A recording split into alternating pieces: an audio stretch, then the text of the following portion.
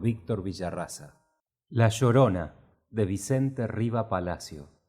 Como popular conseja, por más de 200 años, con misterio referida y escuchada con espanto, la historia de la Llorona, por tradición, ha pasado de los padres a los hijos y de los propios a extraños. Hubo un tiempo en que ninguno puso en duda el triste caso, y aunque de diverso modo los curiosos lo narraron, todos estaban conformes en convenir que sonando en catedral media noche, desde el más distante barrio de la ciudad, recorría, en curso veloz y vago, de un extremo al otro extremo, de la garita a palacio, una mujer misteriosa, vestida siempre de blanco, un alma en pena, sujeta por sus enormes pecados a seguir en este mundo, vertiendo a gritos su llanto. Contaban que aquel espectro, deteniendo el raudo paso, lanzaba un grito, un gemido tan hondo, que el más osado no le escuchó sin que en tierra cayera de aliento falto. De la noche en el silencio, como un eco funerario, se dilataba ese grito de la ciudad por los ámbitos, y 1000 veces los que en vela por el placer o el cuidado, después de sonar las 12, la aguda queja escucharon, santiguábanse devotos y alguna oración o un salmo rezaban para aquella alma y por su eterno descanso. ¿Quién juraba haberla visto cruzar veloz por el atrio del aseo a igual hora que otro la vio en San Pablo? ¿Y quién, que perdió el sentido, refería conturbado porque oyó el grito terrible tan distinto y tan cercano, que el ropaje del espectro rozó crujiendo su brazo? Qué reflexiones tan hondas, qué diversos comentarios, qué sesudos pareceres, qué juicios tan encontrados hacían en los corrillos niños, jóvenes y ancianos.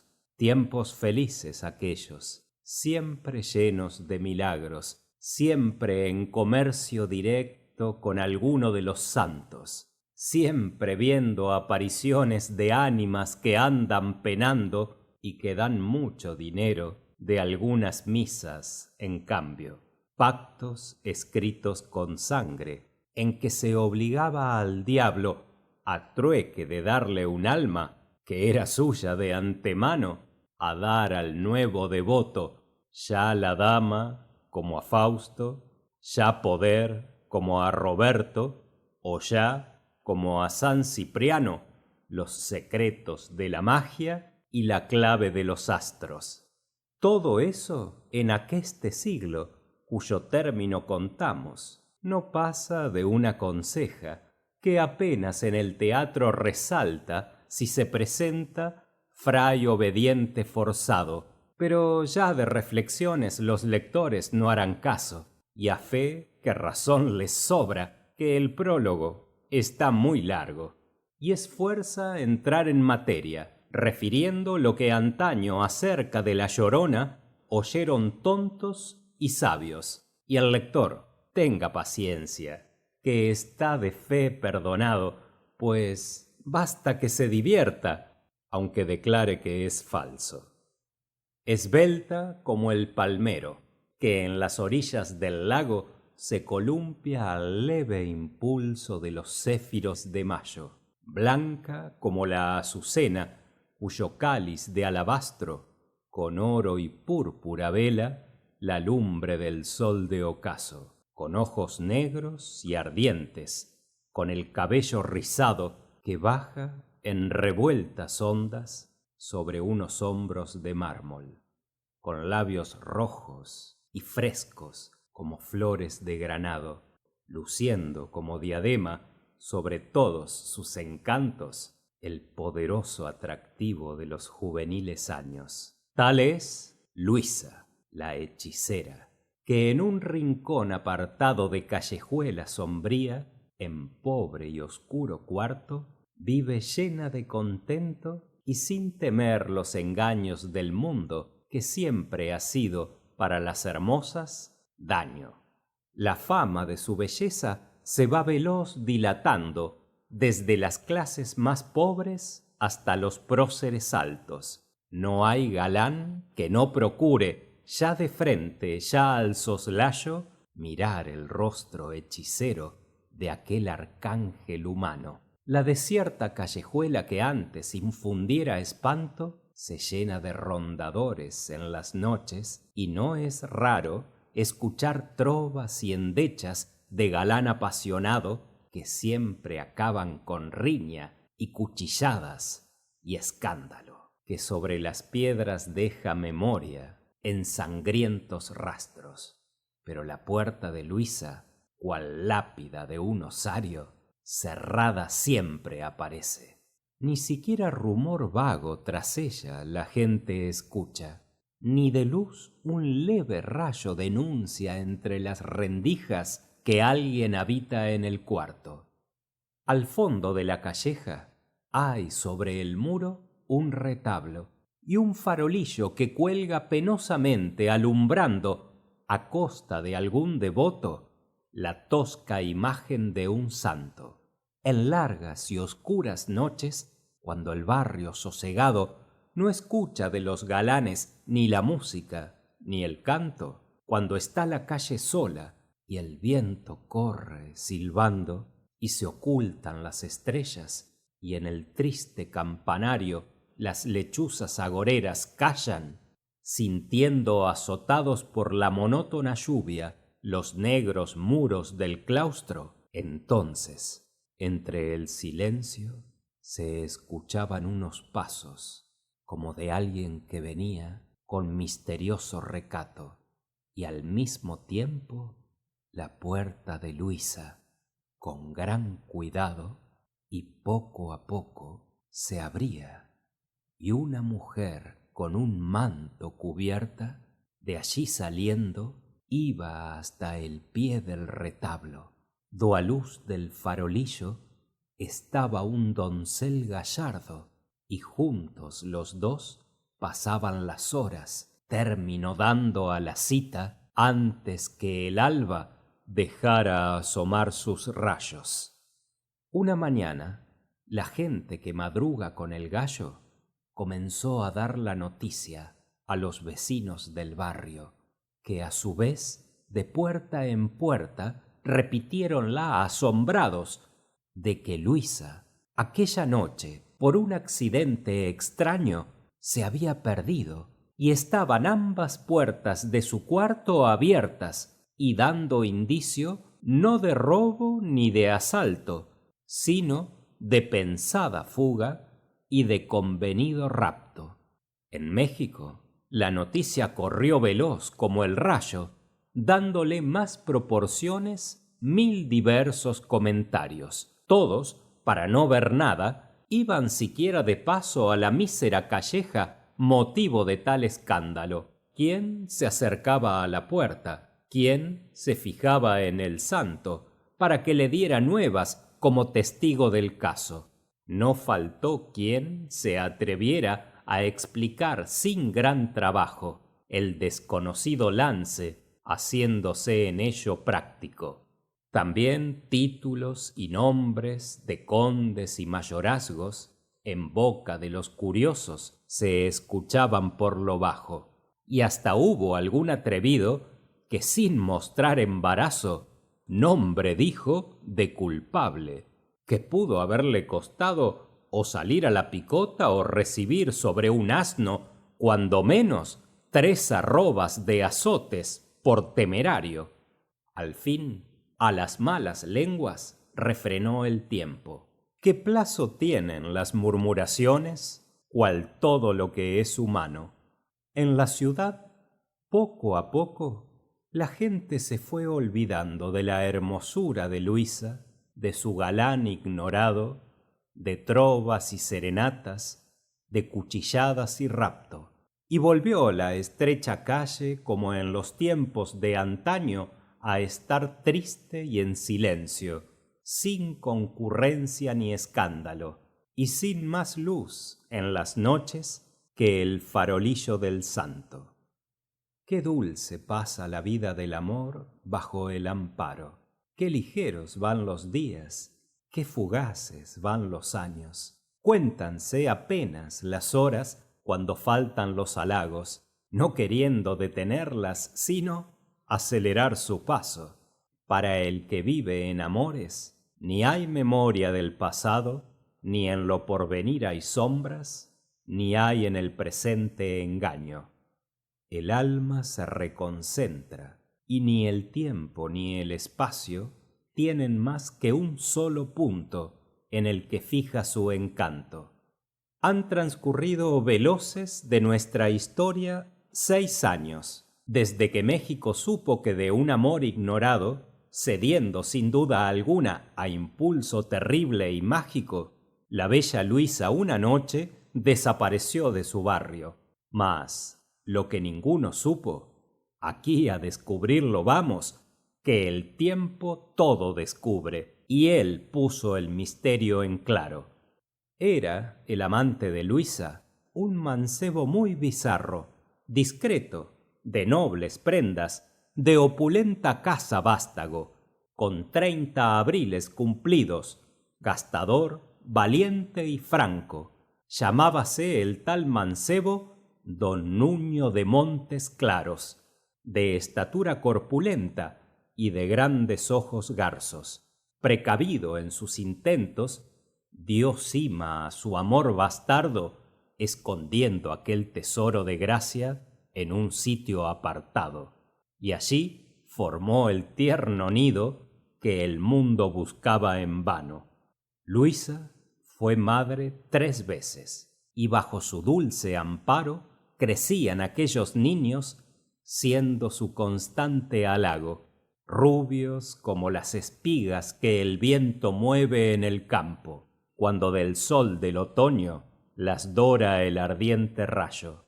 Luisa, en el fondo del alma, cual de ponzoñoso dardo, iba sintiendo una herida que ya tornaba en amargo su existir antes tranquilo, su amor antes sosegado. Aquella pasión ardiente, aquel anhelo, aquel ávido empeño con que mostraba su intenso amor Montes Claros, poco a poco, sin que Luisa diera lugar a tal cambio, sin que tampoco don Nuño lograr pudiera explicarlo, tornándose fue en desvío, de tal suerte que hasta el hábito de verla todos los días vino a perder, y dejando correr hasta una semana, llegaba y al breve rato volvía a salir, sin cuidarse de la herida del agravio, que Luisa, humilde, callaba, vertiendo oculto su llanto.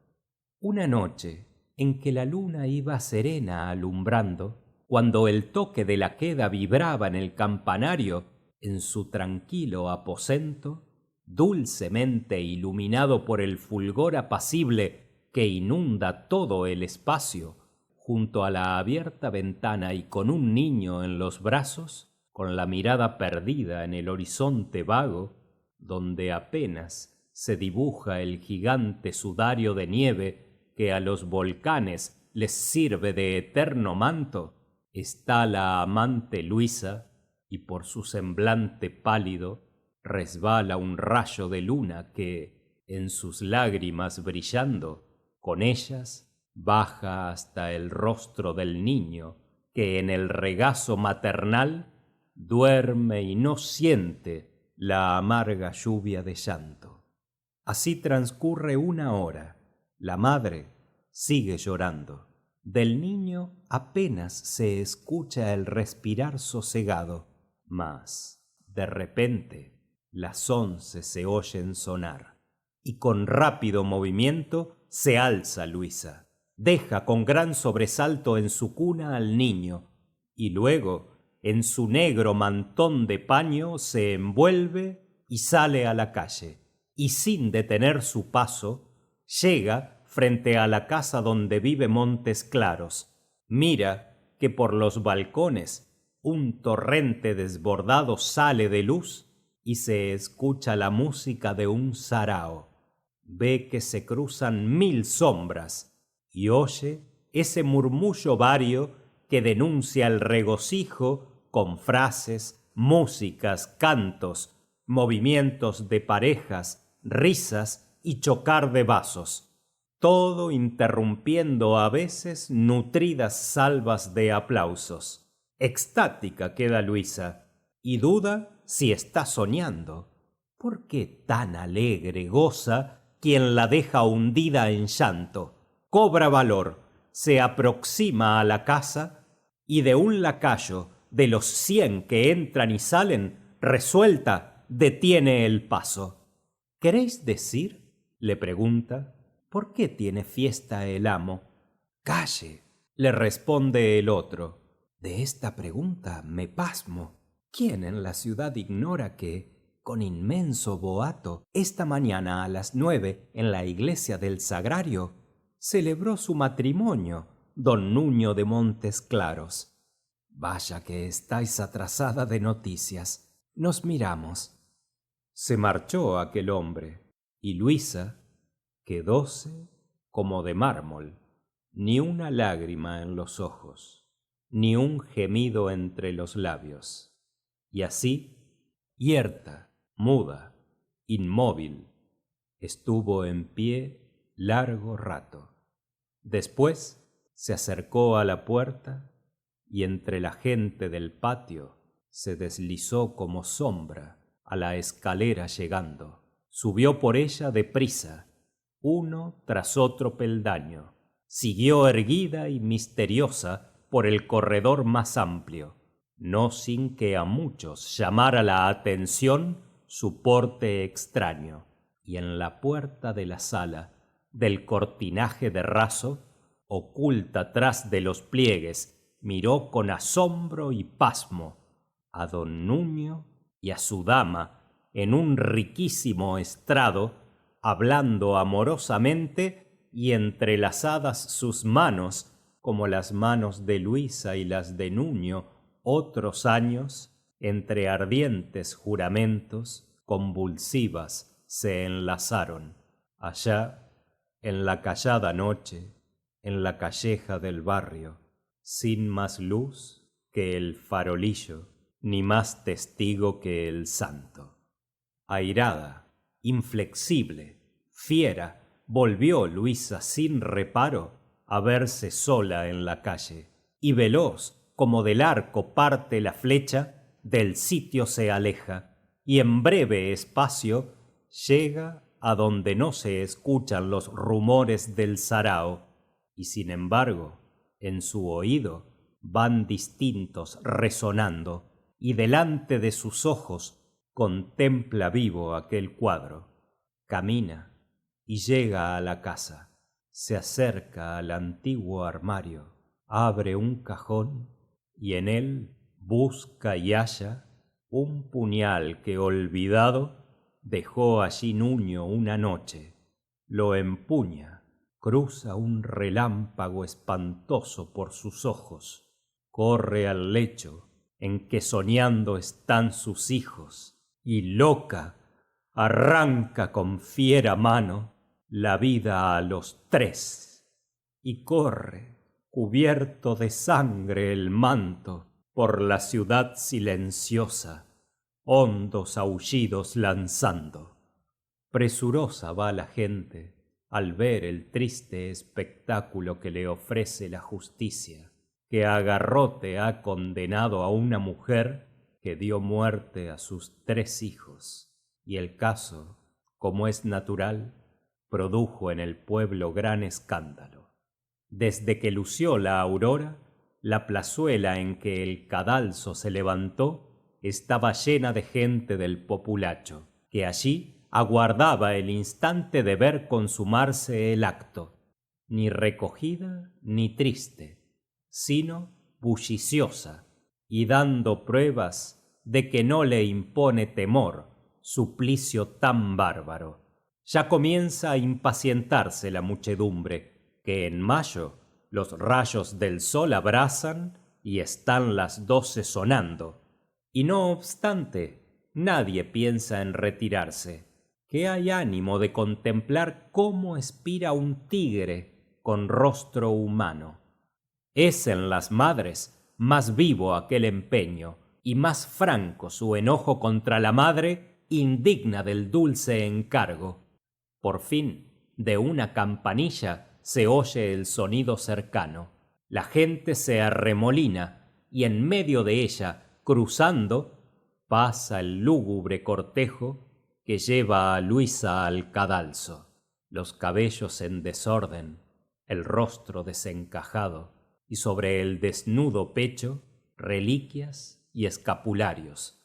Camina penosamente, llevada por 2 hermanos de una santa cofradía auxiliar de ajusticiados. De aquella mujer hermosa que fue de don Nuño encanto, no se miran en el rostro ni los más ligeros rasgos. Llega hasta el horrible sitio siempre con los ojos bajos, oyendo a los sacerdotes que van por ella rezando, pero al subir al patíbulo alza la faz con espanto y reconoce su casa y se yergue, y de sus labios brota un terrible alarido que a todos infunde pasmo. Con un temblor convulsivo levanta al cielo las manos y se desploma enseguida como cuerpo inanimado.